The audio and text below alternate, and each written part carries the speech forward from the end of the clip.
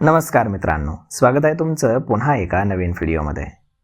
मित्रांनो, आदित्य बिर्ला समूहाचे अध्यक्ष कुमार मंगलम बिर्ला यांची वोडाफोन आयडियाच्या नॉन एक्झिक्युटिव्ह चेअरमॅन या पदी नियुक्ती करण्यात आली आहे.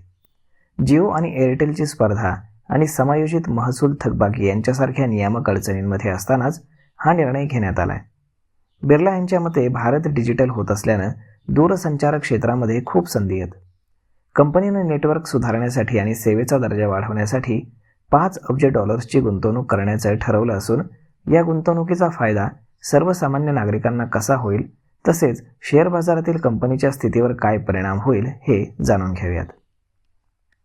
मित्रांनो, कुमार मंगलम बिर्ला यांनी 2021मध्ये कंपनीवरती मोठ्या कर्जाचा आणि सरकारी थकबाकीचा दबाव असल्यामुळे अध्यक्षपदाचा राजीनामा दिला होता. आता स्थिती सुधारल्यानंतर 5 मे 2026 पासून ते पुन्हा अध्यक्ष म्हणून कंपनीमध्ये परतलेत. वोडाफोन आयडियाला सावरण्यासाठी हा निर्णय घेणं महत्त्वाचं आहे, असं त्यांनी सांगितलं. तसेच आता भारत प्रगतीच्या मार्गावर असून एक डिजिटल देश बनत असल्याचं, शिवाय दूरसंचार क्षेत्रामध्ये खूप साऱ्या संधी आहेत असंही ते म्हणाले. त्यांनी कंपनीमध्ये रवींद्र टक्कर यांची जागा घेतली आहे. आदित्य बिर्ला यांनी सांगितल्याप्रमाणे कंपनीकडनं $5 अब्ज म्हणजे सुमारे 47,533 कोटी रुपयांची गुंतवणूक करण्यात येणार आहे. हा गुंतवणुकीचा फायदा शेअर बाजारातील कंपनीची स्थिती सुधारण्यासाठी, तसेच सर्वाधिक फायदा प्रत्यक्षरित्या आणि अप्रत्यक्षरित्या सामान्य ग्राहकांना नक्कीच होणार आहे. म्हणजेच हा पैसा केवळ कंपनी वाचवण्यासाठीच नाही, तर ग्राहकांना उत्तम सेवा पुरवण्यासाठी देखील वापरला जाणार आहे. या गुंतवणुकीचा मोठा भाग नेटवर्क कव्हरेज वाढवण्यासाठी वापरला जाईल.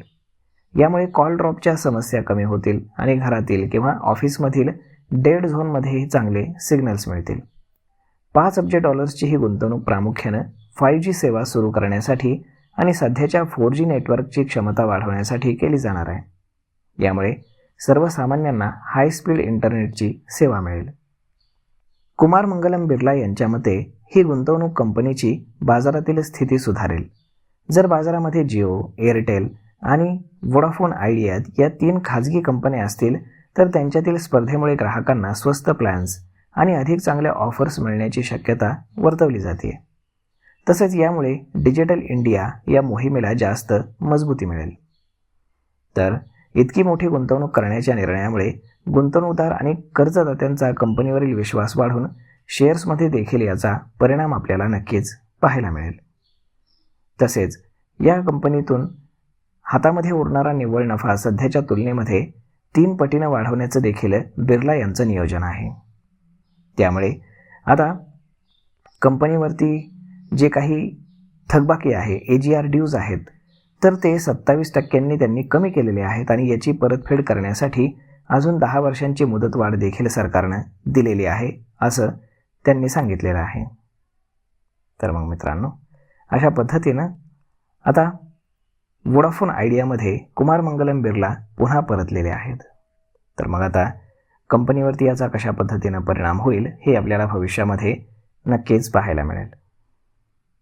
तर मग मित्रांनो, हा व्हिडिओ, ही माहिती तुम्हाला कशी वाटली हे तुम्ही आम्हाला कमेंट करून नक्कीच सांगा.